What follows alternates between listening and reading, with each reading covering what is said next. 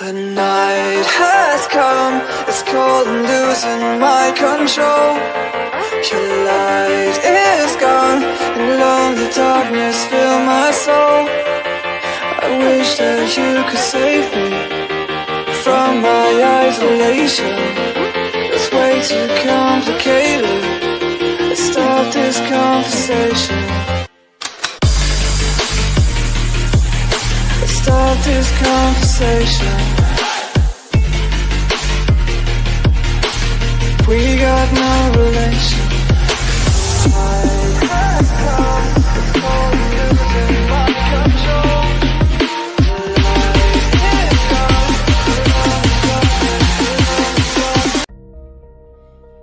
Hi, and welcome everyone to Ethereal Encounters Unveiled. Today we are broadcasting live on the United Public Radio Network and the UFO Paranormal Radio Network, 105.3 on the Gulf Coast and 107.7 FM in beautiful New Orleans.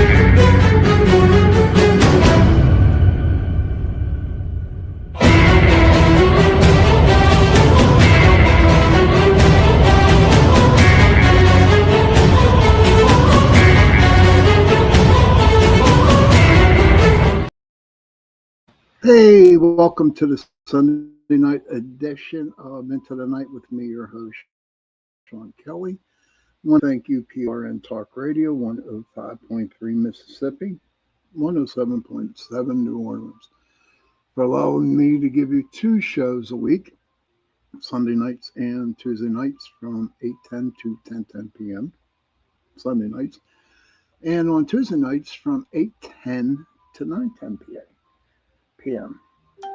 Cindy Simpson, good to see you. Laura, good to see you. Kara, good to see you too.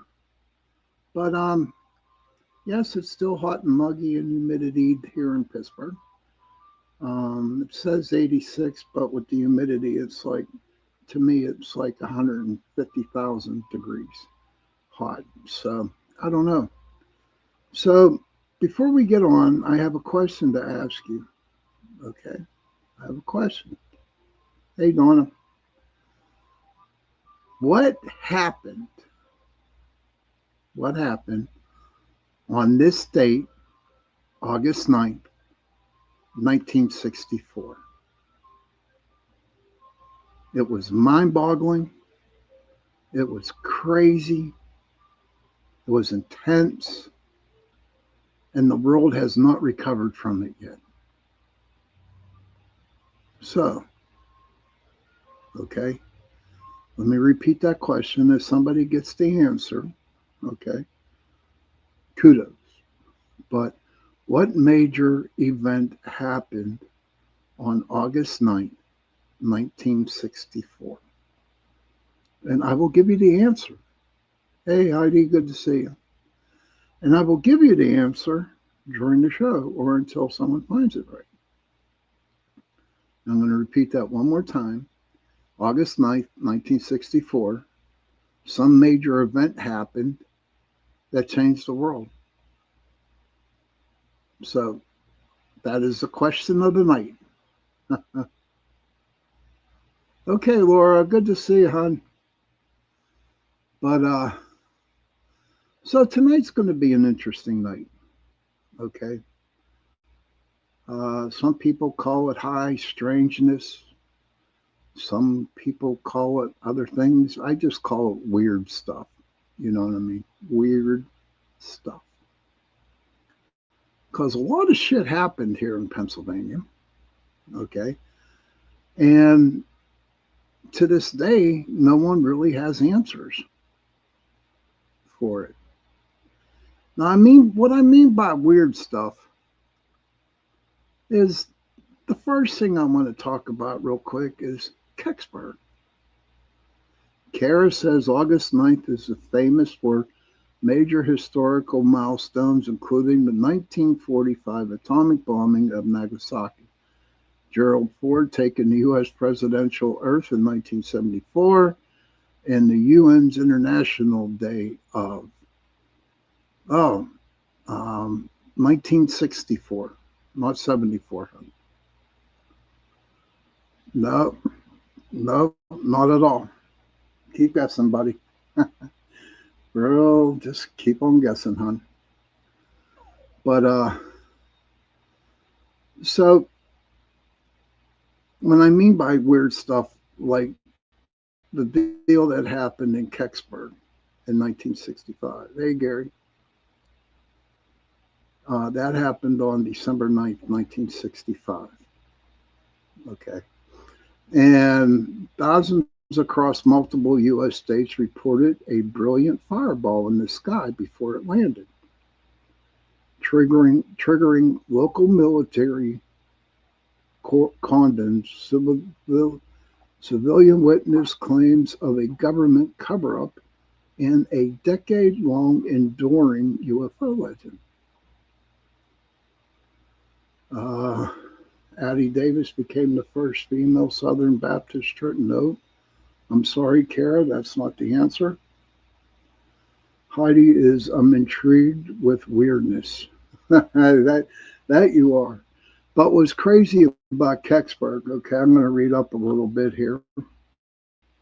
The timeline of events, and I'll give you my theory on it. And I have a real good friend, John Ventry, who I used to co-host shows with. He has another theory. And maybe one day when it gets around that time, I'll have him on the show and we can talk Kecksburg. Okay. December 9th, 1965, a blazing fireball streaks across the afternoon sky, seen from Canada down to Pennsylvania. The crash site, local youths and residents spot the object dropping into a wooded hollow in Mount Pleasant Township. And you know what? Let me tell you about Mount Pleasant Township. Their zip code in Mount Pleasant is 15666. That is Mount Pleasant's zip code, 15666. And I investigated a lot of places up there, and it is freaking creepy. Okay, it is freaky haunted. Right, talking about weirdness, Heidi. There's a lot of them. The underground fire city, yeah, that is Centralia, but nowhere near it. But Centralia, we'll talk about that tonight. Um, but I remember doing an investigation up there. It was called the R&R Hotel. And this sucker was old. See, Mount Pleasant was really big with the railroads. It's okay. You can guess all you want, buddy. You can guess all you want. Oh, yeah, okay. Oh, you're talking about the question. Nope, not that either. Kara says Hurricane Cleo struck the Caribbean, killing 120 people. Sorry, Kara, wrong answer. This was a freaking major event back August 9th, 1964. I mean, it was insane. Yeah, that's true. If nothing else, we're learning things. That's true. But okay, but we did this R&R hotel, and we were there for a 2-day investigation. And the place was hey Johnny, and it was occupied by a lot of clothes, by a lot of guys. Man, it was crazy. I remember that morning I went up to the R&R to get something to eat, to check in early, take a scope of the place. And as I pulled into the parking lot, I saw a hearse. True story here. that morning somebody died in the hotel, at the R&R hotel, and they were bringing the body out and putting it into, the hearse. No shit. And I was so excited. I called everybody in the group. I said, guess what? Somebody died in this building this morning, and we're investigating it. It was a Friday and Saturday night investigation. And so that wasn't the excitement. That wasn't exciting about, the person dying. That I felt bad for that. But knowing that somebody died in the building we were going to investigate that weekend. But that was the start of strangeness. Okay, that was part of it. Now, when I was up there, I ate my lunch, and it's a beautiful hotel. It's not there no more. They closed it up. But when we were there, it was still open. Now there were 8 rooms. There were 8 rooms in this hotel, and so I checked in, went up to my room, and I decided to take a nap. Okay, because I always had to nap before an investigation, and so I'm sleeping there, and they had one of them old phones, rotary phones, in the room, and all of a sudden it started to ring. And I'm like, shit, no one knows I'm here except some people. And I'm thinking, so I answered the phone and I said hello, and nothing answered. Nobody answered. I said, this is weird. Okay, this is really weird. Holly, hey, Holly, no, not a UFO sighting in Virginia. Uh-uh. August 9th, 1964. But so I hung it back up and I fell back asleep, and again it rang again. I answered it, and I'm like, hello, and no answer. And I'm like, son of a bitch. So what I did was I took the phone off the hook. I took it off the telephone. And so, okay, I get up. It's about 5, 6 in the evening. I was going to meet the crew for dinner. And so I go in to take a shower. Now I like hot showers, okay? Not to where my skin is like coming off my body. I like a nice hot shower. And so turned on the shower. It was decently hot.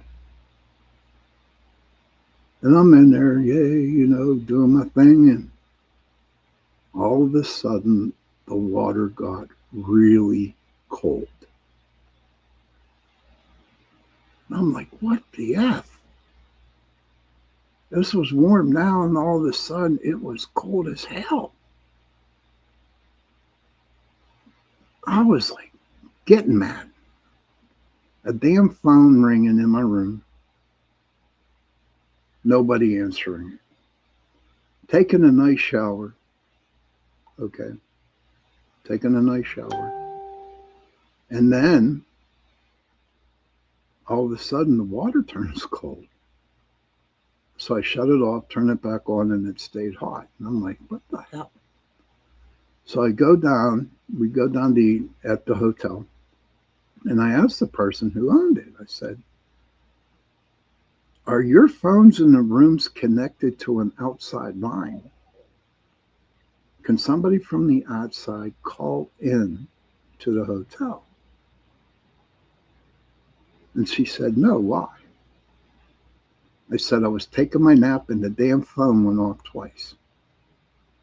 And she just had this shitty eating grin on her face. Then she looked at me straight out and said, it was the ghost calling your number. And I was like, oh, wow, this is going to be neat. She said, all the ghosts that are in that place, if somebody is staying in a room, they will call the number, because the only line that the phone goes to is down in behind the bar, and it's not in use. The phones weren't working. Then, no, not yet. Nah, wrong one, buddy. She says a Cuban freighter, Maria Teresa, was damaged by an explosion. Hey, Kevin. No, that's not it either, Kara. But we were, and then I said, well, I was taking a nice shower. Smokey the Bear's birthday? No, Holly, not the birthday of Smokey the Bear. And I told her, I said I was taking a hot shower, and all of a sudden the water turned cold. And again, she had that shitty ass grin on her face. And she said the spirits also do that. If someone's taking a shower in one of them rooms, they'll turn the water completely cold. I was like, damn. I was like, shit. And so there was your answer, everybody, to the phone calls, to the shower. The spirits were haunting you. They were haunting me. I guess they kind of knew what I'll be doing later on. Hi, Kelly. And so we had it was a nice investigation up there at the R&R Hotel. We got a lot of cool stuff. Holly says Nixon's resignation was the first president to resign. Back in '64? Was it? Nah, that was later. This is August 9th, 1964. So, but the coolest thing that we did, I had an investigator, Sue, and she took a picture of a mirror that was in the hallway. I really seriously need to find these things. No oops. And you could actually see an outline of a guy in the mirror. He had a blue dress coat on. He had a mustache. And the way his hair was, the way the mustache was, it was so perfect. It was a perfect picture of somebody in the mirror. And so we showed the lady who owned the place this picture, okay? And she had a big smile on her face, not a shitty one, but a good, happy one. The 1964 Gulf of Tonkin Resolution. Nope, not that either. And she just took us and she showed us the picture of the man who used to own the R&R Hotel at the beginning. And if you compared the picture we got on our camera and compare to the guy of the painting who owned it, it was a splitting image. Splitting image. I mean, so identical, it was unbelievable. And it was just good. And one time we had all these cameras set up. We had extension cords all over the place because back then, you needed extension cords. There was no such thing as Wi-Fi and such like that. And so all of a sudden we lost the camera signal. So I ran up with another person. We ran up to the second floor. And I guess one of the spirits, they unplugged the camera from the extension cord. No shit. Seriously. Kind of blew us all away because you really couldn't. The way the camera was facing, there was no way we saw another person coming through that hallway to deliberately unplug those. We would have seen it. And so that was the biggest thing besides the hot water and the phone. And it turned out to be a nice investigation. I was there for the weekend. We were there. I slept overnight. I was the only one that slept overnight. Hey, George. And I couldn't sleep. And it's not because there were ghosties. No. It's because they were knocking at my freaking door at 4 in the morning. I got up and answered the door and nobody's standing there. But what's more creepier was I was standing there with the door open and they were still knocking on the door with me being there. I was like, damn. And so I said real loud, I said, listen, I want to get some sleep here. Can you cut it out and be done with it for the rest of the night? And I swear on a stack of Bibles, honest to gosh, I heard a lot of giggling in the hallway. It was like so cool. It was it was a fun investigation. But again, my Pleasant zip code is 15666, and it's a very haunted area. I have done a lot of investigations up in that area, the houses and stuff like that, and there's just a lot of, I hate the word to use evil, but there's a shitload of evil up there in Mount Pleasant. So, the crash site. Local use and residents spot the object dropping into a wooded hollow in Mount Pleasant Township, reporting smoke, blue light, and an acorn-shaped metallic shell. Witnesses claim the U.S. military and state police quickly cordoned off the woods, restricted local access, and removed an object on a flatbed truck.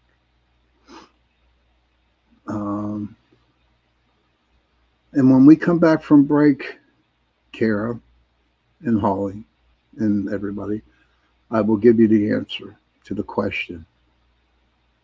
What major thing happened on August 9th, 1964? And it is bottom of the hour. So we are going to go take a little 2-minute break. And when I come back, I will give you the answer. August 9, 1964, the Minuteman Missile Project was pumping millions into eastern North Dakota, fueling an economic boom across the region. Now, Terry says the Beatles performed live on the Ed Sullivan Show. All I know is that my mom said I was 2 years old when the Beatles came on Ed Sullivan. And she said all the screaming of the girls, hey, brother, Scotsman. And my mom was telling me that all the girls were screaming, and I got scared and I ran upstairs in my room. But Kara says Richard Nixon resigned in 64. That's, I think, 74 maybe. I'm not sure. But we are going to go on break, and when I come back, I will give you the answer to the question that I started at the beginning. You all will be surprised. So we're going to take a little break here. When I come back, give you the answer, and we'll continue on with the show. Okay?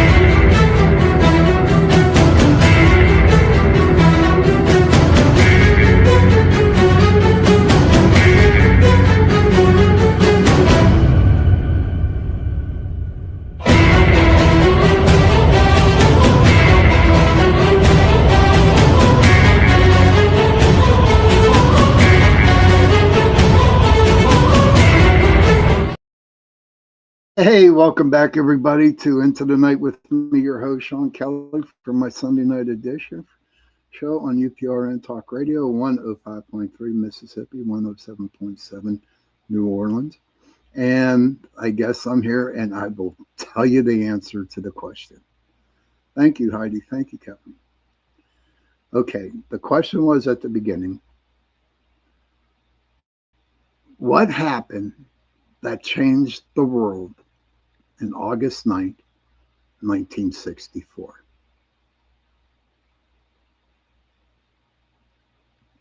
Drum roll.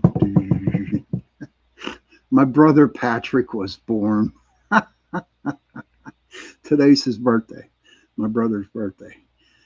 He is 62 years old. He was born in 1964. Yes. Um, and I thought I'd just throw that out there tonight. It was his idea, not mine. You know what I mean? Now, I hope you all are probably cussing, probably throwing your laptops against the freaking wall.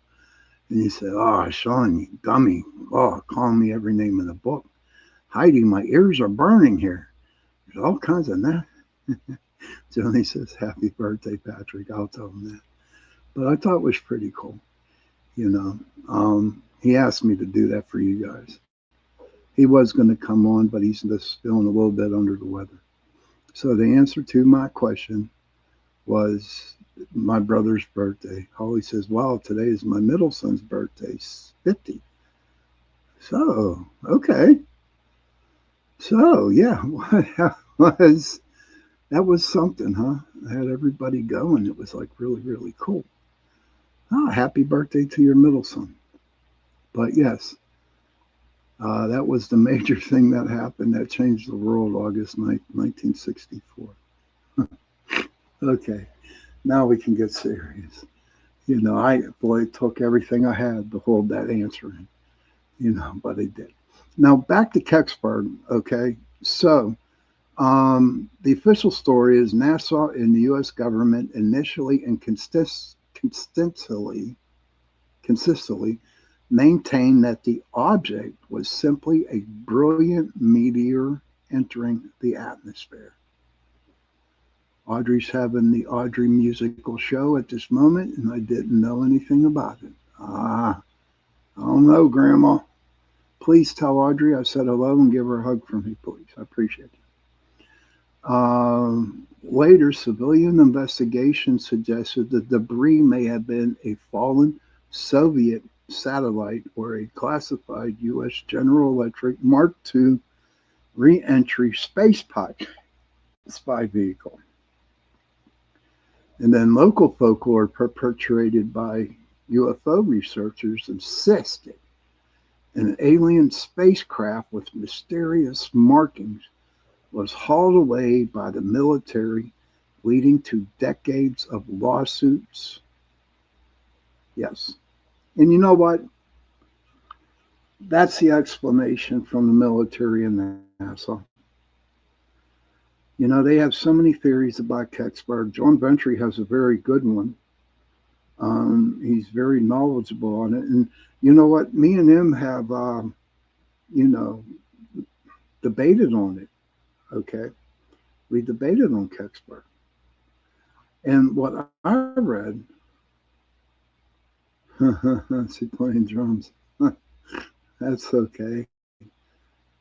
Nothing's way off topic here. Hey, Facey Ace. Good to see you, buddy. But here's my theory. Okay, back in World War II, Germany was big into the occult. Okay. And Hitler believed in the occult. And they had like a UFO type of looking thingy. Okay. And what happened was after the war, the Army, the Air Force Army, went in and confiscated a lot of stuff. And what they did confiscate was the UFO or the acorn shape, whatever it was, from Germany, and they brought it back to the States. Okay. And I believe that the the Air Force or someone in the military, one branch, decided to see if it would fly. And it flew, okay? And it landed in Kecksburg. And so, yes, the military did come in with a flatbed. And yes, they did cordon off the area. And the military in Nassau, I mean, seriously, went full blown, let's change the story. And today they have the Kecksburg, day up there where they have a big, like, camping thing or whatever it is. I would call it a party. But Kecksburg, even to this day, is still debated amongst a lot of people. Okay. Do I believe it was a UFO? No, it was not a UFO. Do I believe it was man made? Yes, I do believe it was man made. And it was made in Germany by Hitler. For some reasons, I do not know why he had it. Okay. And for some reason, I do not know why they have them strange markings across it. Now, you can Google this and you're going to get exactly what I told you today, you know. And of course, I'm a Googler. I got to because I have this podcast. But you're going to read about the same things that I just told you. Why I say it was the military taking it from Germany after the war is because for some reason talking about strangeness, Heidi. Okay, I don't know where it came from, but I heard it from somewhere, and this was a while back too. Okay, it was a while back, and I heard it that the military, had a big deal with it because it was something new, something different. And I guess they didn't want to get the secret out there, which is totally understandable. You know what I mean? Totally. But that is like one of the big mysteries here in Pennsylvania.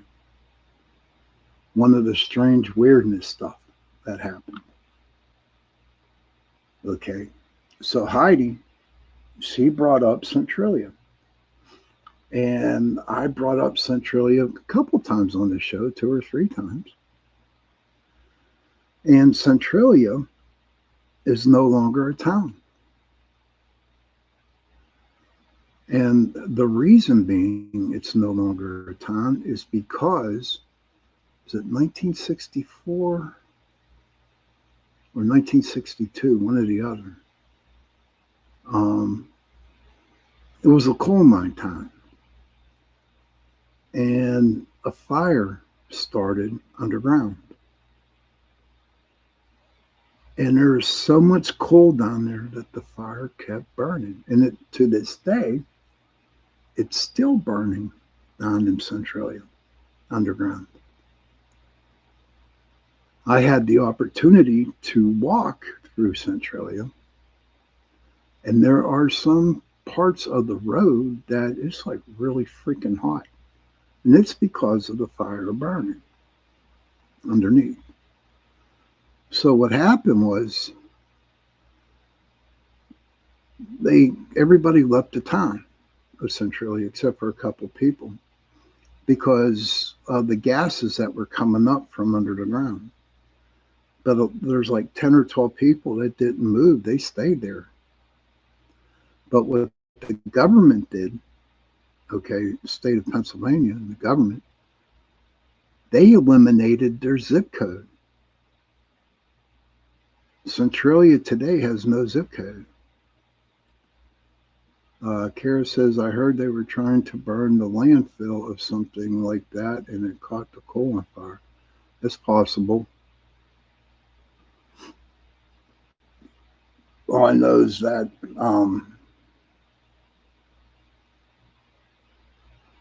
all I know is that it's still burning and it stinks up there. And the government took Centralia zip code away. And there's only like a handful of people that live up there now. But what's crazy though, what the another thing about Centralia was, did anyone see the movie House on Silent Hill? They based that movie off of Centralia. And it's not all the ghosty shit that you see in the movie and stuff like that. It's because of the smoke, the fog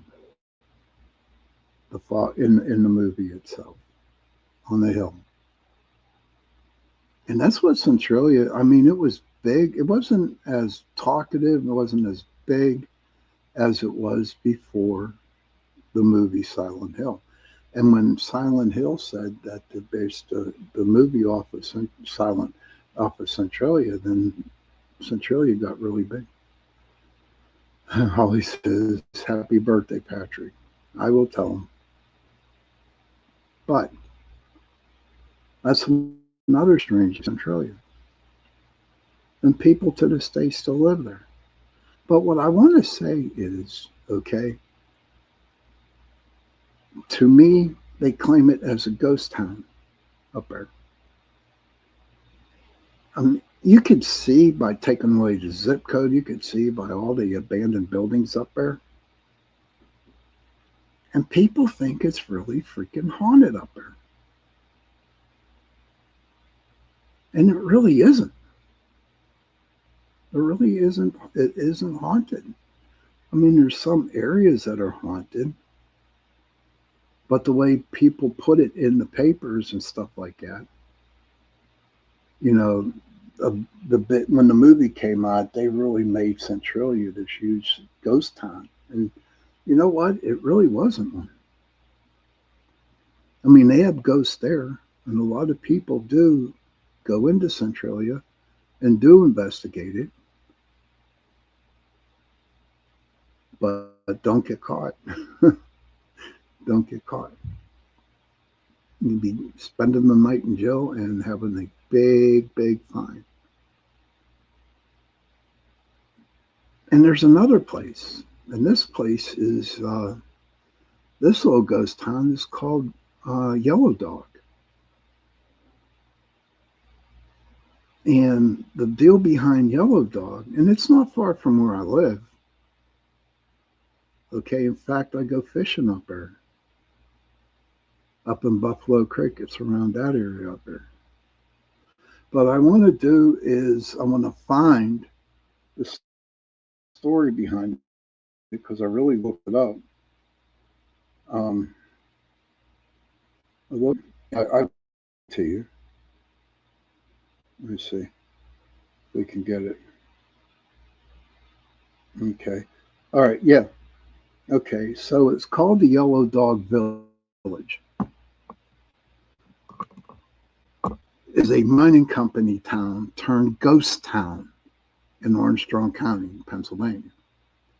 It was built in the early 1900s for Pittsburgh Limestone Corporation workers. It was fully vacated by the 2011 due to water issues. It now operates as a legal mission time capsule for history fans and photographers. Well, one day a buddy of mine, took me to Yellow Dog before we went fishing up there in Buffalo Creek. And there's like three streets, and they go up and down, up and down. Now, these houses are intact, okay? They're intact. And if you walk through the houses, they still have the furniture there. They still have children's toys scattered on the yard. And they're not old ones, they're brand new ones almost. A lot of big wheels. They had a lot of big wheels up there. But it just seems like these people just packed up and went and left. And it's really creepy is as you pull up to Yellow Dog, there's a real big painting of Jesus right before the town, before you enter the town. And I'm not saying that that's creepy, it isn't. But to actually see a big painting of Jesus right before you enter the town, then you have to start questioning yourself. But we went up and down the roads and went through a couple houses, and the furniture was all there. Everything was there in all the houses.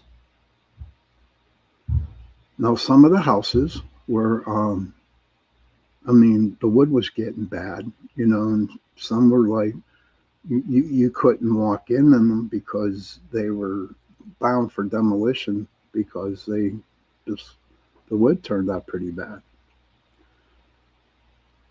But you could feel something creepy going on there. There was just like this, I don't want to call it a negative energy, but it was like a real heavy energy where you almost couldn't breathe. Okay. And what was even crazier, we were there in the morning and we heard coyotes uh, like calling out in the morning. And as the sun was coming up, it was just, it was crazy. It was a crazy thing.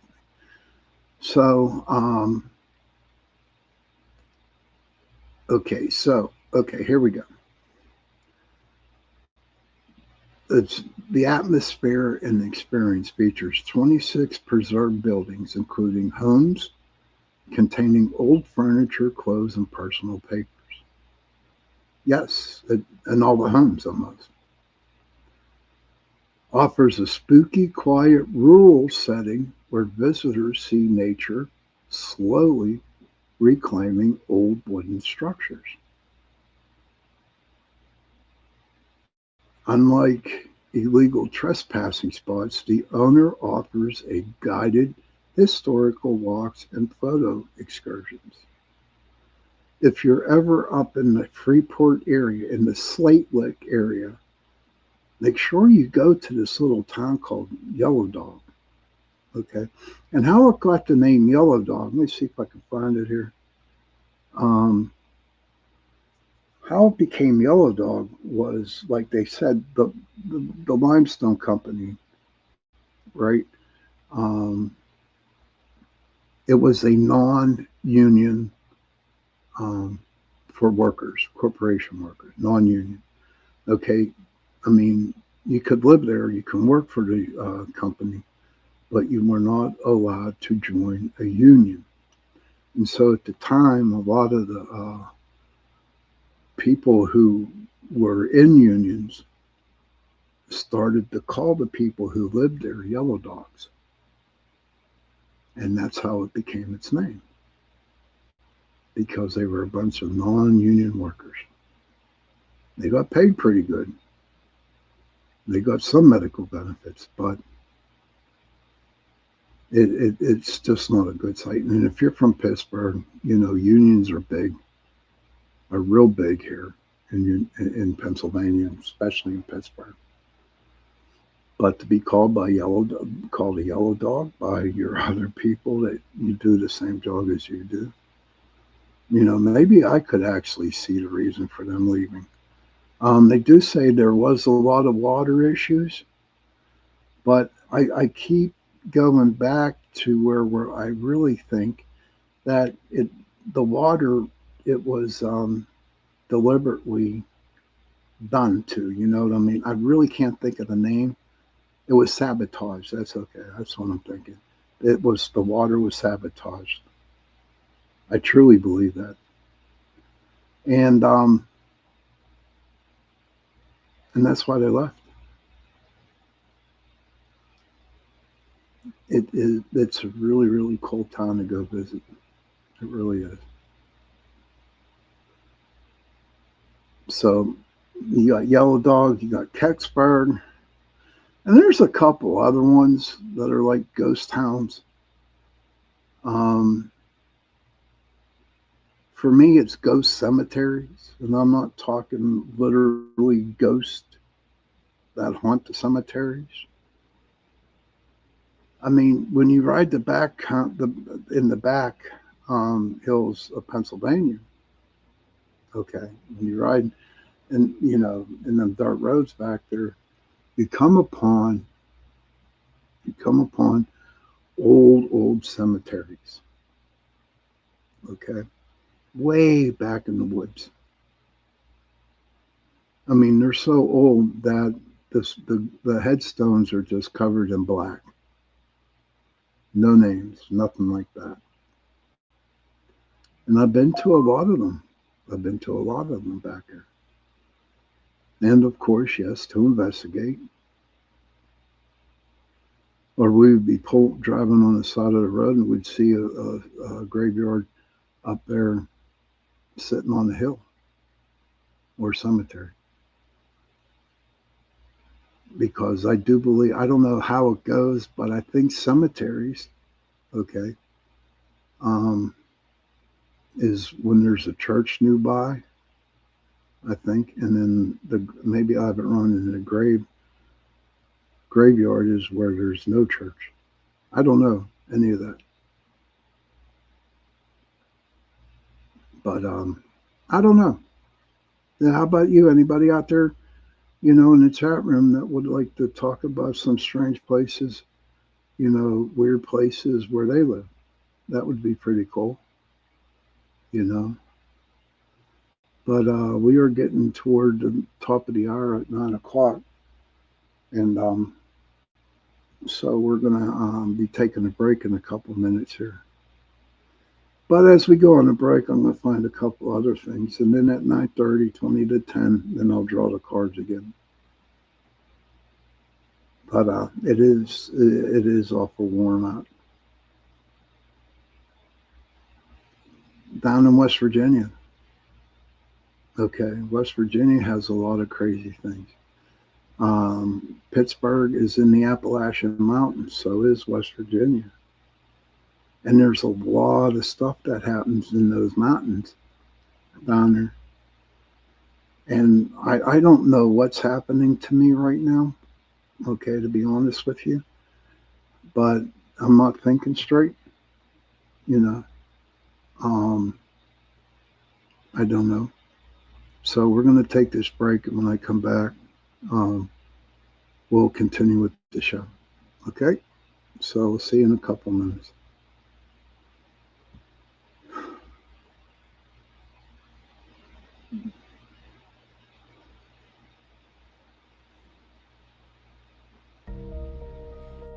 Hi, and welcome everyone to Ethereal Encounters Unveiled. Today we are broadcasting live on the United Public Radio Network and the UFO Paranormal Radio Network, 105.3 on the Gulf Coast and 107.7 FM in beautiful New Orleans.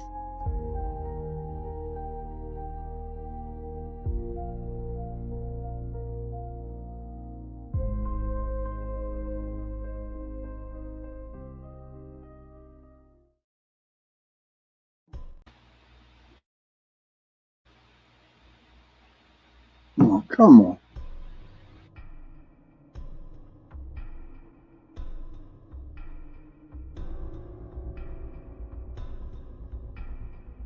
Welcome to Don't Whistle at Night podcast, where Navajo legends echo in the shadows. Darren and Dawn will guide you through the sacred fire of native storytelling, where the old stories breathe, the unknown walks among us, and voices, long hidden, rise to be heard. And remember, don't whistle at night.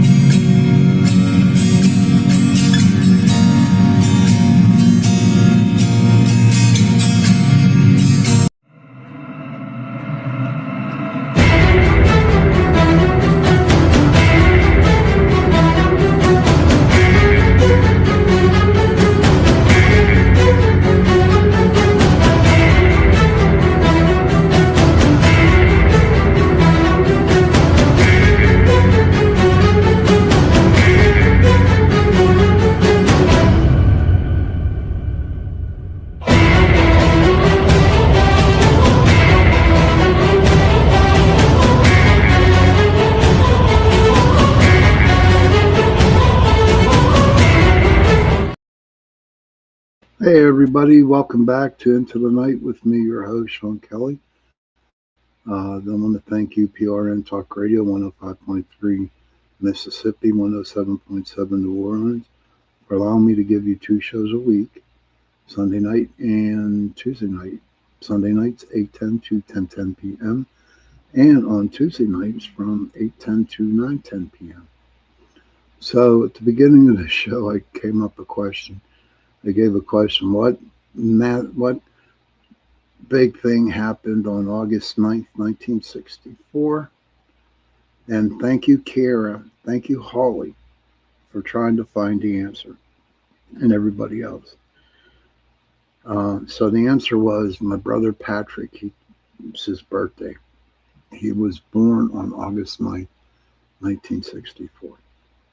So it was kind of like a trick question. So um,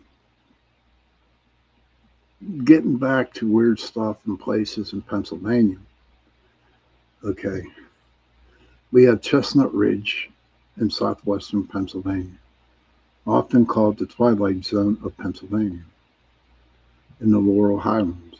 It is a famous hotspot for high strangeness, including decades of UFO sightings, Bigfoot and cryptid encounters, and the legendary 1965 Kecksburg and corn-shaped UFO crash.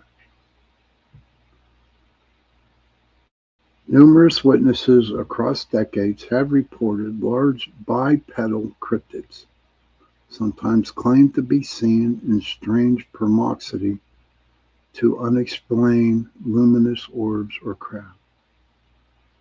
Thank you, Eric. Appreciate it, buddy. Then you had campers and hikers around regional spots like Keystone State Park have reported massive bird-like silhouettes resembling thunderbirds. Now, I know for a fact I have seen many thunderbirds, okay, and not so much up there in Chestnut Ridge, but I've seen them here in Pittsburgh. I've seen them out in McMurray, PA, and they're huge. Hi, Sherry. Good to see you. Thank you for stopping in. And they are big birds, and they do make loud noises with their wings. Now, a lot of people would come and they would tell me, okay, they're turkey vultures. Well, I know what turkey vultures look like. Yeah, thunderbirds. They are huge. They're like pterodactyl birds, is what I want to call them, is what they look like. And like I said, they make loud noises. Um, and they're pretty scary. You know, if you weren't really big into the cryptids or anything like that, then and you saw this massive thing flying in the air, yes, it would freak you out. I do believe a friend of mine down in Ohio, Donna, Donna Copus, she talked about on my show when I had her on as seeing a dog man in the woods down where she lives.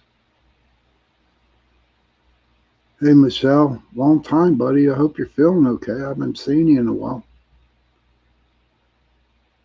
And then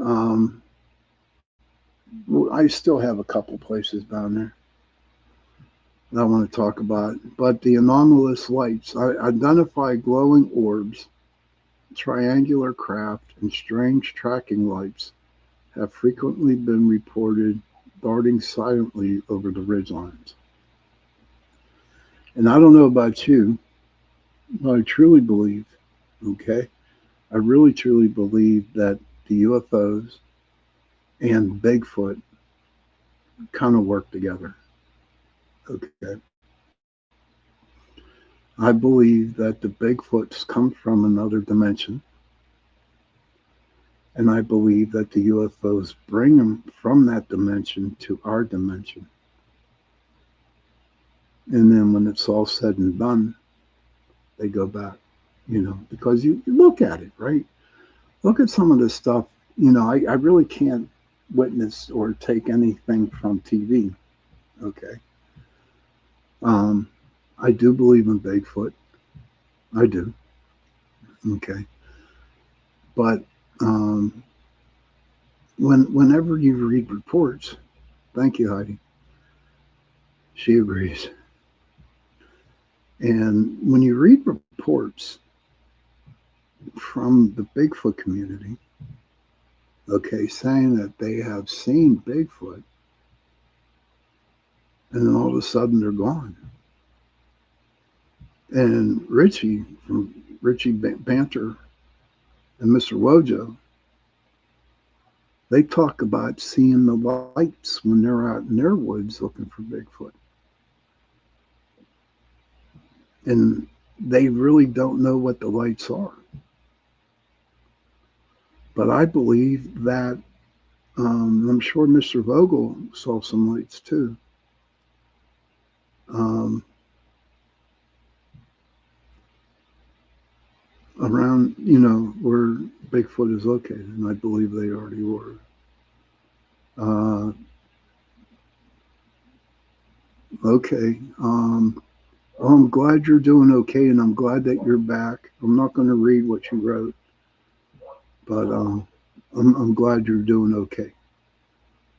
And it's nice to see you back in the show. And if anybody hears a dog barking, that's my next door neighbor's dog, begging for treats.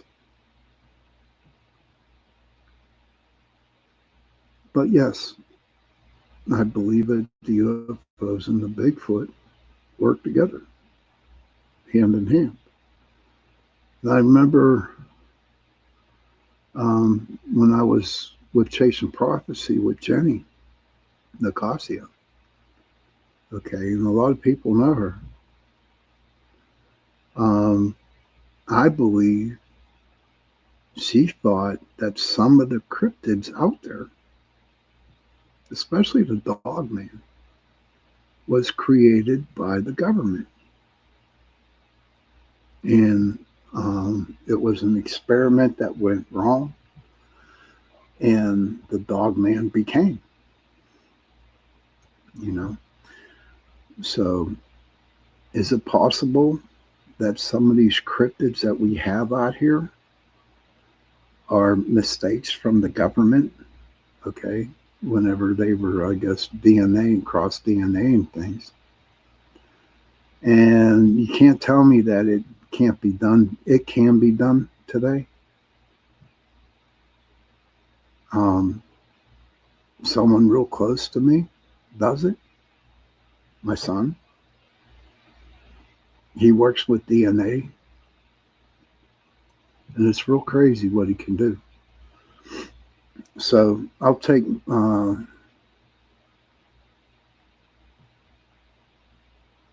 Let me see. Vogel said the Vogel brothers said that's a very good possibility show, and I'm sure they've made plenty of mistakes. I'm sure they have. But do you think? Let me ask you guys, the Vogel brothers. Do you think it's possible? From what I understand, what my son does, that the government actually could have screwed up an experiment and came with the Bigfoot, came with the dog man. Heidi is intrigued with Bashar's Darrow Anka theory on how Bigfoot came about through the Anunnaki alternating DNA. Okay, I haven't read that. Maybe I might have to read that, do a story on it. I'd like to get the Vogel brothers back on and talk about it. But I'm asking, the question here, is it possible that the government screwed up and on an experiment with something and Bigfoot came about, the dog man came about?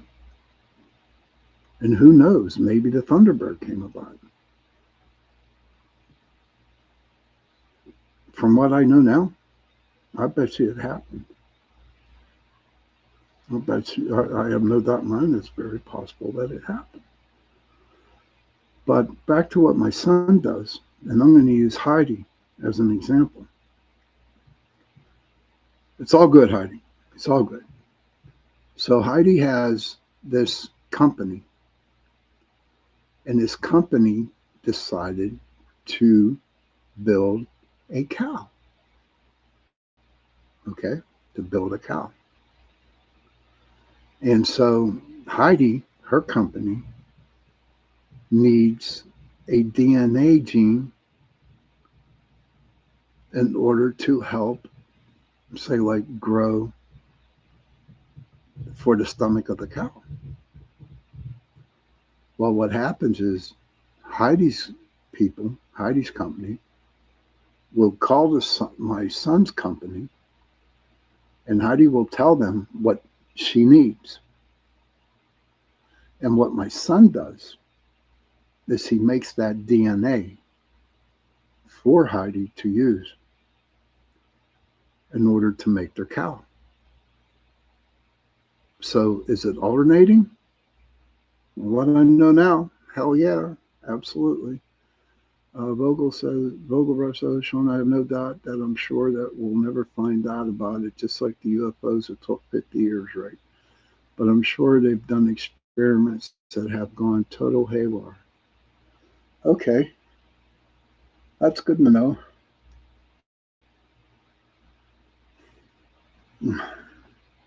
I just see what my son does, you know, and what he can do.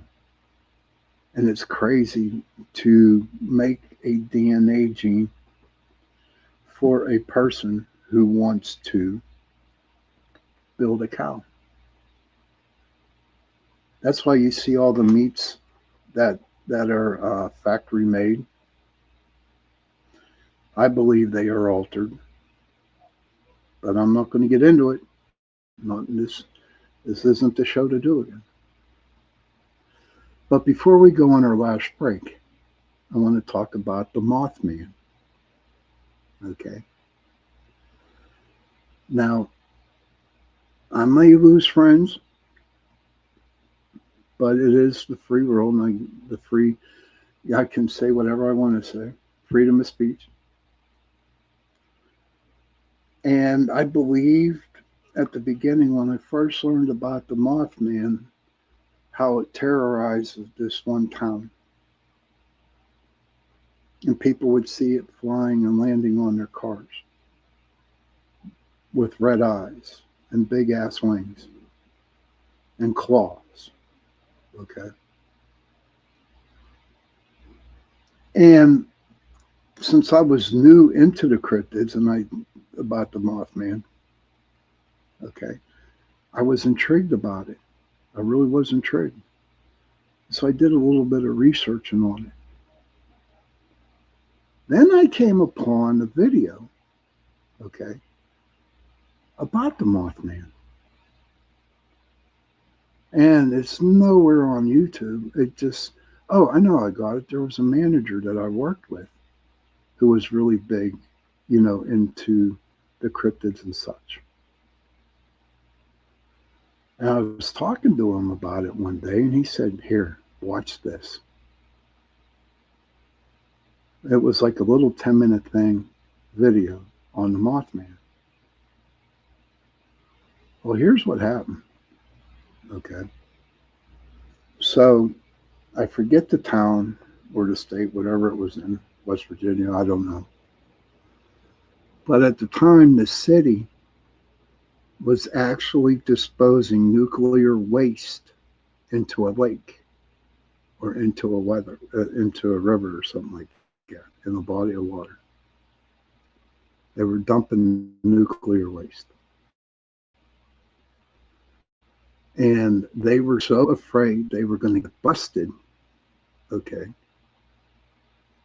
I believe they kept the nuclear waste in caves. There's a lot of caves down that area. And so they were so afraid that they were going to get caught, right? That they came up with a story about a man, for some reason, became a Mothman. They came up with that story in order to cover up the things that they weren't allowed to do at the time. And as the more I read, the more I looked at it, it made a lot of sense. Now, people have claimed, okay, people have claimed that they have seen it out in the Midwest. They've seen it down south. But once you put a figment of something into somebody's imagination, okay, no matter where they go, they're going to see it. They're going to see the Mothman. They're going to see the top hat man, you know, the shadow figure that wears the top hat wherever they go. Because you get so interested in, the whole deal with the Mothman. I mean, they have a weekend events down there about the Mothman. And by reading it and driving it into people's heads, okay, it's going to be ingrained in there.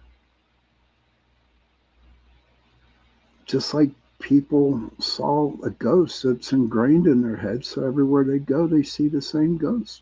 And it probably isn't.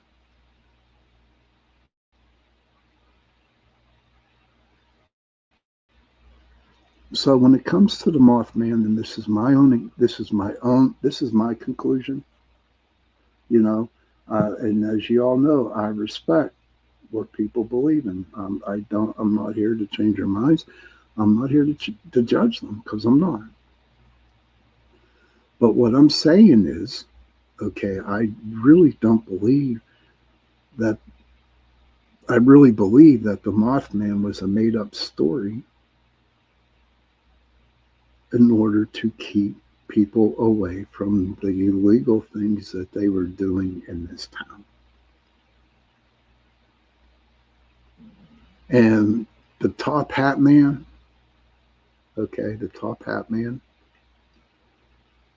I believe there could be a spirit out there that's mimicking the top hat man shadow.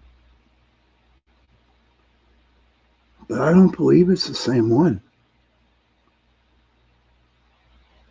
Everyone claims it's Abraham Lincoln. Could it be? Who knows? And to be honest with you, I have never seen the top hat man. Never. And the people have, witnessed the top hat man. First thing I ask them is, do you have any video or any pictures?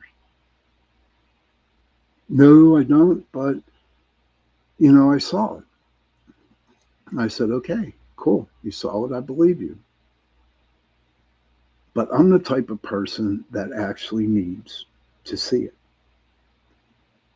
Just like when it comes to UFOs and aliens. Joe Montaldo knows this. Jay knows how I stand. I believe in them. I believe in UFOs. I saw a UFO. But when it came down to aliens, I have never seen an alien before. And so I'm on the fence with aliens. The only way I know that I can honestly say that I truly believe in aliens is when one comes up to me and shakes my hand, and I welcome them to Earth.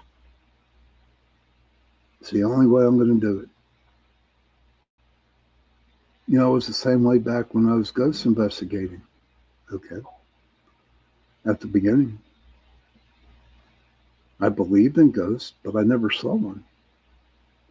So I was on the fence at that until I saw verified proof that there was one. And I saw one.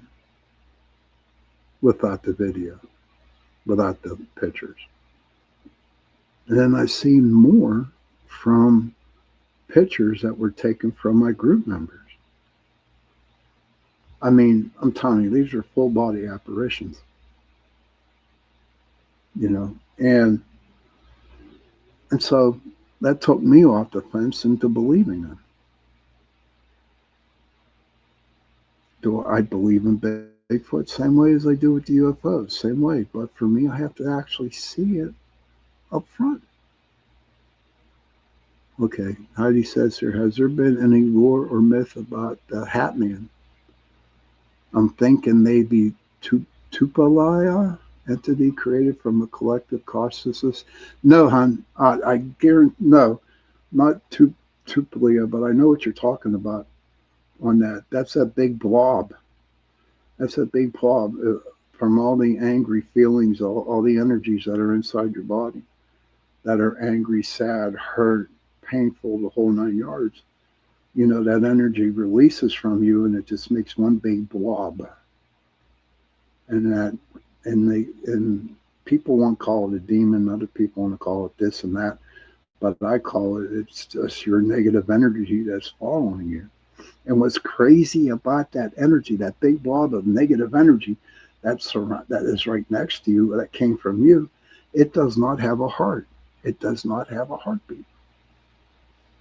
It's just there. And that's the scary part. When it's not there, there's no heartbeat. It's not a live cell or whatever. But could you feel them? I could feel the ghost, yeah, absolutely. Amy Allen speaks of that, a KP entity. You know what? I never heard of a KP entity. I am on the fence with Amy Allen too. You know, don't get me wrong, she's good at what she does, but there are some things that, you know, and it's not that I am jealous of it and I don't have an ego about it. I just, yeah, absolutely, I felt them. Yeah, I never saw them. But to me, I could feel them, Heidi. But you know what? The proof I needed was I needed to see them. I had to see them with my own eyes. But I knew they were there. So I was like, okay, what's this thing I'm feeling? It could be a ghost. It could not be. Who knows? Until I started seeing them. You know, when you can feel them and then see them, it's the best thing on earth. It really, really is. Whenever, you know, you can feel them in the rooms, but not see them, there's a reason why you're not seeing them. Hey, Nicole, there's a reason why you're not seeing them. Because I really believe that the spirits have the final choice on that. If they want to be seen, if they don't want to be. I've been on investigations where the ghosts are right there in the room with us. But the person who's doing the EVP or doing the K2 meter, right, started to get really stupid and call them out so they could get a response. And I could just see the spirit there just far enough away so they wouldn't get picked up on the K2. And they would keep their mouth shut because the guy was calling them out. Well, that guy didn't last the night on that investigation with me because I sent him home. Because you just don't do it. In all the years that I have investigated the paranormal and investigated the ghosts, okay, I found out that if you treat the ghosts with a lot of respect, in return, they're going to respect you. And then when they start respecting you, and they get to know you, okay, and they get to know you, then they will show themselves. Then they will give you different hits off the K2s. Then they might say something into the EVP. But you really need to earn their trust in order to get that evidence that you need. But everybody knows, okay, that the best evidence you can get is your personal experiences without the cameras, without the video, and without the EVPs. That is the best evidence ever when you get that personal experience. So it took me a couple, um, times to, try to say, hey, show yourself, acting stupid, saying stupid questions like that. But eventually, what happened, Heidi, is I quit looking for them on investigations. I quit looking for them. And I would just go to the place we were investigating. And eventually, they came around. So I tell everybody when you go on an investigation, don't look for the ghost because you're trying too hard. Just go there and be there. If you are there and you're like ignoring them, that's another thing I want to say, that if you ignore the ghost, they get mad. I'll tell you a story real quick, then we'll go on our last break. And what I mean by that is, say, whenever you would go in and you'd start doing an EVP session or a K2 session in a room with another person, and you're asking all these questions, you're asking them to take the light up to the red on the K2, all kinds of stuff, and they're just not responding, but you know that they're in the room, okay, that you know they're there, but they're not responding. And then what we decided to do one day, okay, what we decided to do was ignore them. We went and had a quick smoke, came back in, and then we just started talking about our day at work. How was our day? Blah, blah, blah, blah, blah, blah. And we'd light a K2 meter on the table or something. And so we'd be talking about, life, not even asking the ghost a question. And then all of a sudden, after a half hour, all of a sudden you see that K2 meter light up. And it would light up and continue to light up.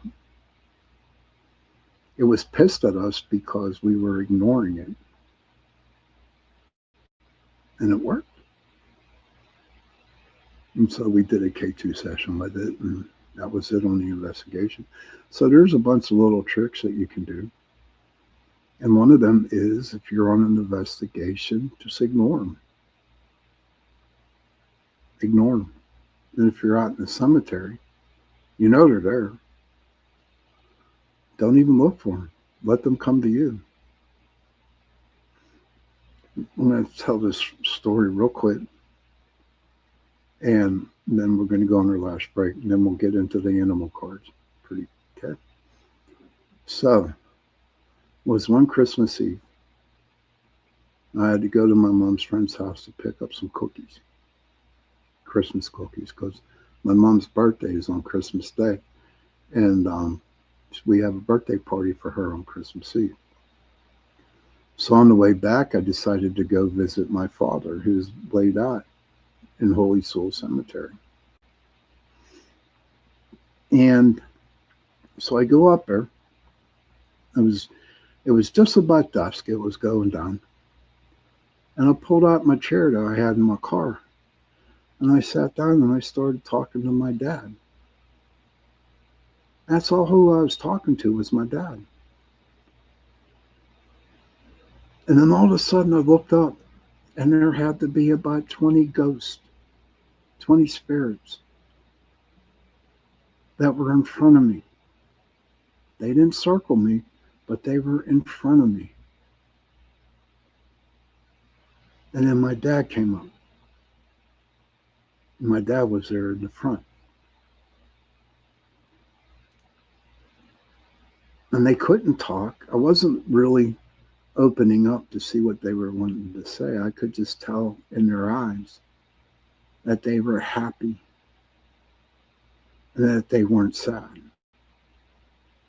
Just like my dad was. He wasn't sad. He was just happy. But it was Christmas Eve, and I looked up and there was 20 ghosts or 20 spirits looking right at me. I had no cameras. I had no videos. I had no EVPs. And you know what? Come to think of it, if that happened, right? If that happened, I would not want to take a video, picture, or EVP. That was something personal between me, my dad, and the spirits that are laid out there or buried in the cemetery where my dad's at.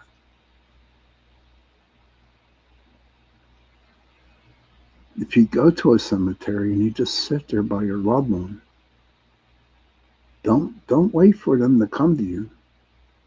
Just talk to the person who you are seeing. And then maybe if you look up, you might see some spirits around you. Or you can feel the energy around you. Because think about this, and then I'm going to go on to break. Okay.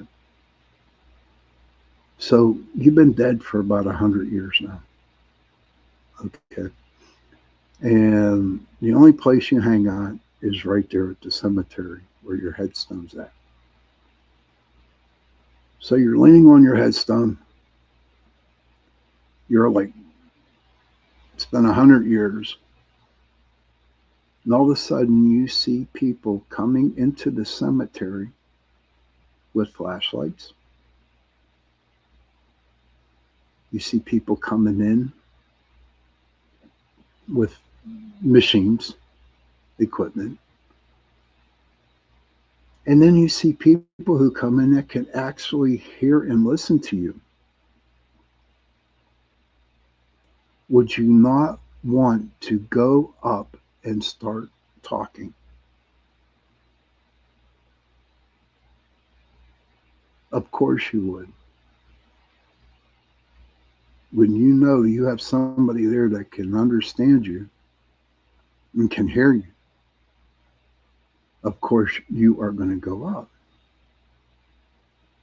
You finally met somebody you can actually talk to.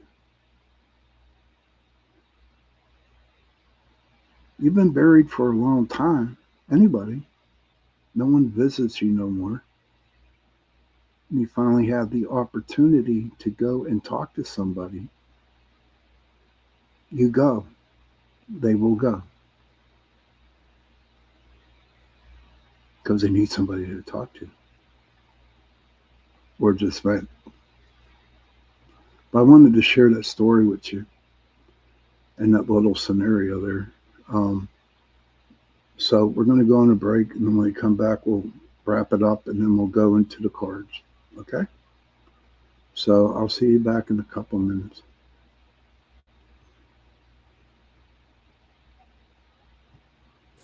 The night has come, it's cold and losing my control. Your light is gone, and lonely darkness fill my soul. I wish that you could save me from my isolation. It's way too complicated. Let's start this conversation. Let's start this conversation. We got no relation. I have come before losing my control.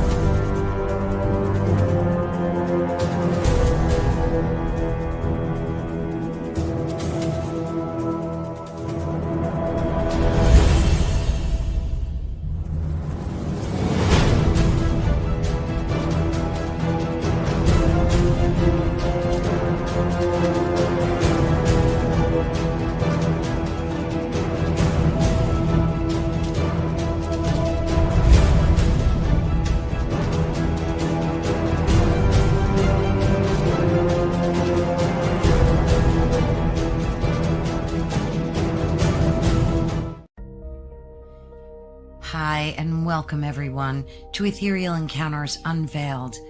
Today we are broadcasting live on the United Public Radio Network and the UFO Paranormal Radio Network, 105.3 on the Gulf Coast and 107.7 FM in beautiful New Orleans.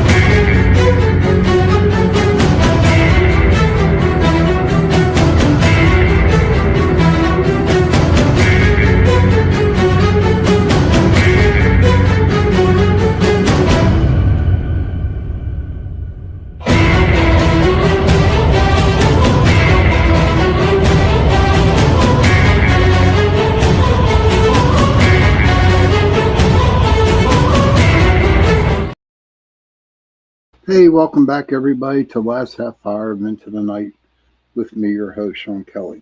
To wrap up about today's topics, in conclusion, I want to say that no matter where we go in this world, no matter what we do, there's going to be some weird shit that's going to be happening.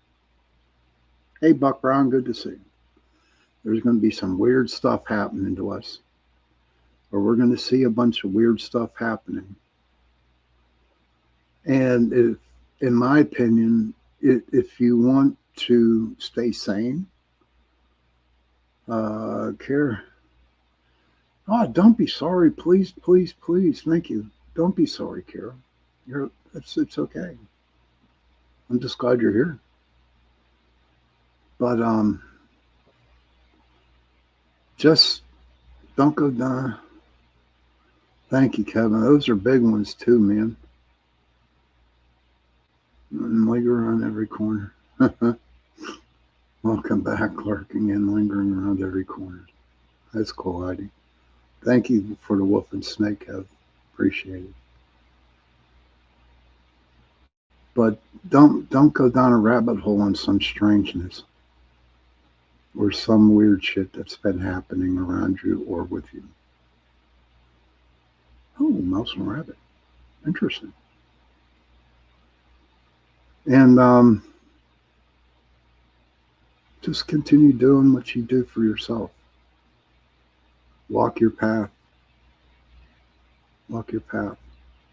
And don't worry about the strangeness around you. Because honestly, it probably doesn't have nothing to do with you. Hey, Sean, we'll have to get together and I'll tell you about the experience I had the other night with a translucent bear. Oh my God, yes, sir. Yes, we can do that. I would appreciate that, dude. I will be in touch with you. That would be so cool. So I'll be in touch with you pretty soon there. Those are some big major animals you pulled there, Kevin. I truly appreciate it. Kevin every week pulls animal cards for me. And that's really thoughtful of him. But remember, enjoy life and take it with ease. And like my reading was for last week, follow the course. Follow the course. And I had to do that this past week. And I followed the course. And it wasn't as bad as what I thought it would be. When I followed the course, then I was keeping myself grounded. Wanted to tell you that, Heidi, the other day. I was grounded when I continued walking that course, that path to where I need to be. Thank you, Kevin. It is follow the course. That's my new saying. And that's what I did. I kept saying it. I forgot what I wanted to. I forgot a couple times, and then it just came. Follow the course, and that's what I do. And I think everybody should do that. Is follow their own course, and eventually you will get to where you need to be. And what you, it's not so much what you want. Okay, it's not what you want. It's but what you need. Spirit will do that for you. Follow the course, right, Rob? Good to see you, my friend. Me and Robert, we grew up together. He's like my best friend growing up. He's a good person. His family's a great person. His whole family, they're good people. So just follow the course. And we'll see where it takes you. Because I'm kind of excited to see where the course that I am walking takes me. So out comes the cards, my friends. This is what we've been waiting for. Okay. For any new people that are coming in and watching the show, okay. At the end, I do mini readings. I do a mini reading for everybody. And what I do is I'll pull cards. They're from the animal medicine cards. And it's not the definition of the animal that I am going to tell you. Want versus need. Love it. Thank you, Kev. I do, yeah. It's been like that ever since I got sober. So what I do is I do pull some cards, and then when I pull the card up, I look at the card and I pick out the card. You know, whatever is in my mind, what I'm thinking at that time, I will share it with you. So usually it ends up as a story. Okay. Now the reading could relate for you. Maybe it might not relate you. Okay. But if I could suggest, you know, um, the cards that I pull, write them down on a piece of paper. Okay. And then after the show, Google them and find out the spiritual meaning of the card. And as you get the spiritual meaning of the cards that I pull, then hopefully it will like strike a light bulb in your head. You say, hey, yeah, wow, this is why this is happening. Blah, blah, blah.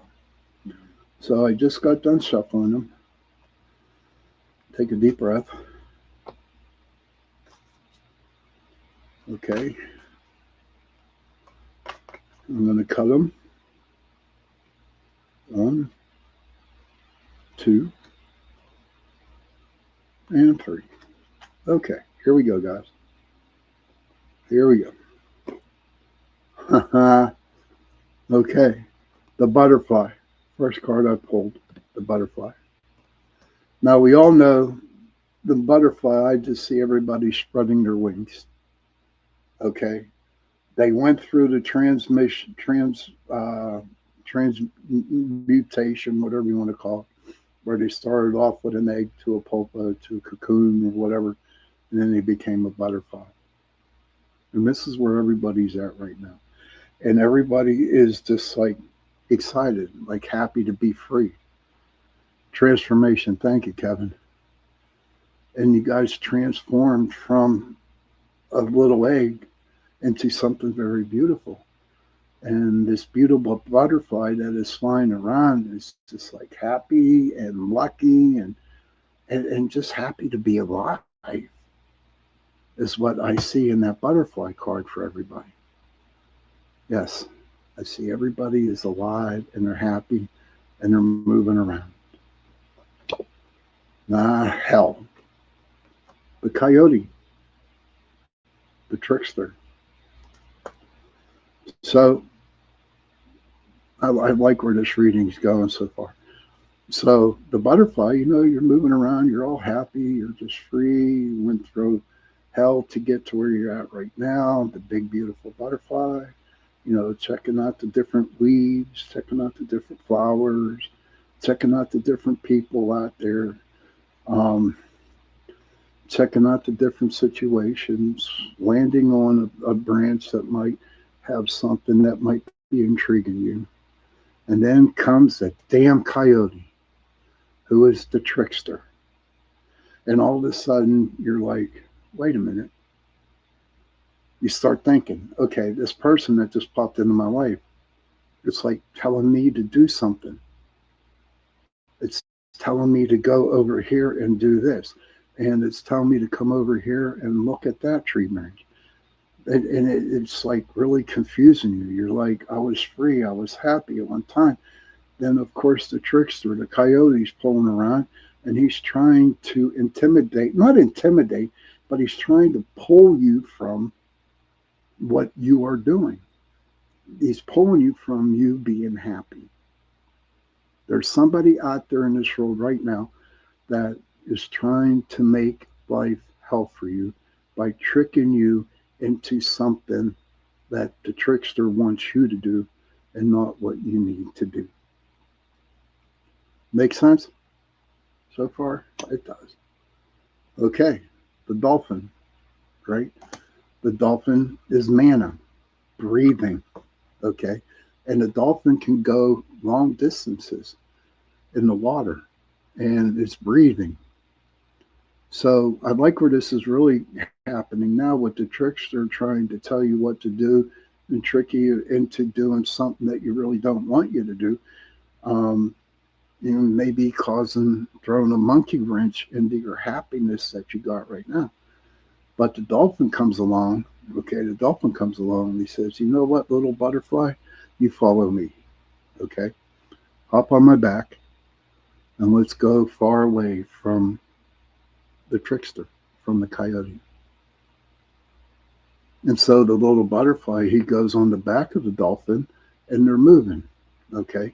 So you found a person that is protecting you from this trickster guy or woman, whoever, who's trying to make life hell for you, okay? But this dolphin is a dear friend of yours, okay? Is a very close friend. And this friend knows what this trickster is doing to you. And your friend knows all the stuff that you went through in order to become a butterfly. So you did the right move and you got behind the back of the dolphin, which is the back of your friend. And you let your friend help you breathe and go far away from this trickster dude. And then, this is cool, then you got the squirrel coming up. So after the dolphin takes you far away from the trickster, then little Mr. Squirrel comes around, okay? And he's gathering all kinds of nuts to bury for the wintertime, okay? But the squirrel to me is you actually thinking of what's going to happen next to you. You're gathering all information for what is going to happen to you whenever that happens. I hope that sounded right. So just gather all your nuts or gather all your thoughts, gather all your information and put it into one big place and save it for a rainy day so you can look back, sit down, and start examining the acorns that you hid. Okay? And then the last card I'm pulling, wow, the wolf. Okay? And the wolf, after the wolf is like the biggest card in the deck. Okay? The wolf is. And the wolf is the leader. The wolf is like family. So with all that information that you gathered, all the nuts, everything that you needed to do to get to where you need to be through the squirrel, you know, and finally come to the wolf, and the wolf is howling up in the sky. And what the wolf is howling is, okay, this is what he's howling. Everything that you have dreamed for, everything that you want, everything that you have gathered in your life, you told it to the wolf. And the wolf is sending it up to Great Spirit, God, or whoever you believe in. So the message behind this whole reading will be, and is, that whatever you need, whatever you want, and make it nice, don't go stupid and get lottery tickets and shit. You want to win the lottery? No. Okay. Um, there's some strange noises going on in my attic here. But take it what you want and give it to the wolf.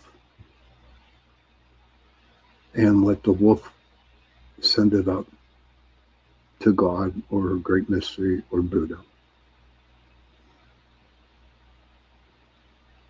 Thank you, Kevin. Did it make sense? I think it made sense. It made sense.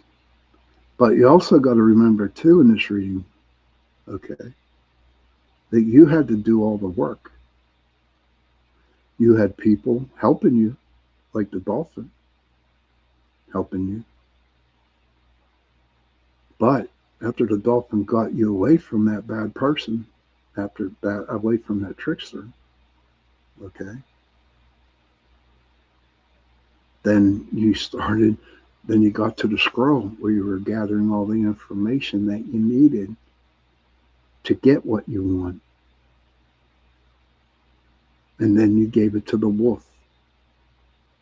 And the wolf howled. And he sent your message to Great Mystery or to God. So that's tonight's message through the cards, through the reading. And if you don't think that this pertains to you, okay, come back Tuesday. We'll do another one if I got time. But definitely on Sunday. But please write these cards down. The butterfly, the coyote, the dolphin, the squirrel, and the wolf. Write them down, okay? Write them animals down and just Google the spiritual meaning behind those animals and see maybe you can get your own message out what you need. But it's getting pretty close to the witching hour. Yes, it was. When I saw the wolf, Kevin, real quick, when I pulled the wolf, I knew where the message was going right the minute I saw the wolf. And isn't it crazy? You do all that hard work, and finally there's somebody at the end of your path, the end of your trail, is going to send up the message that you need to your higher power, to God or Great Mystery, whoever you want it to be. So that was tonight's show. Okay. I hope everybody enjoyed it tonight. First card I pulled to the wolf. Ain't that crazy, Kevin? Ain't that crazy? Yeah, there was a coyote. Yeah, there was a coyote in there. That's the trickster, hon. The coyote's the trickster. Yeah, the coyote was the trickster. Um, I hope everybody enjoyed the show, and I think it was pretty decent. In fact, I know it was decent. Um, but I made it. I survived the 2 hours, and I'm so grateful for everybody watching the show tonight. This Tuesday coming up, I do not know what I'm going to talk about. So, again, you know, just be surprised. Thank you, sir. Thank you from the Vogel Brothers. Thank you. But it's time to get back into the cryptids and the Bigfoots again. You know, not pretty sure on the aliens because it's getting close to Halloween, believe it or not. So Halloween's coming around. Oh no! Oh, is that what you meant? No coyotes in the stickers? Okay, hon. Okay. So everybody, you have a good night, and thank you for listening to the show. And to all the 160 different countries out there that tuned in tonight, I want to again thank you, PRN Talk Radio 105.3 Mississippi, 107.7 New Orleans, for allowing me to give you this show tonight and the show on Tuesday night. Children, if you can, please go to your parents, give them a hug, and tell them that you love them. And parents, please go to your children, give them a hug, and tell them that you love them. And if you have no parents, and if you have no children, find somebody, give them a hug, and give them and tell them that you love them. Because those 3 words, I love you, go a long way. Remember, protect the children and follow your course, because you will get there. Trust me. And on that note, good night, everybody. Sleep tight, and I will definitely see you Tuesday night.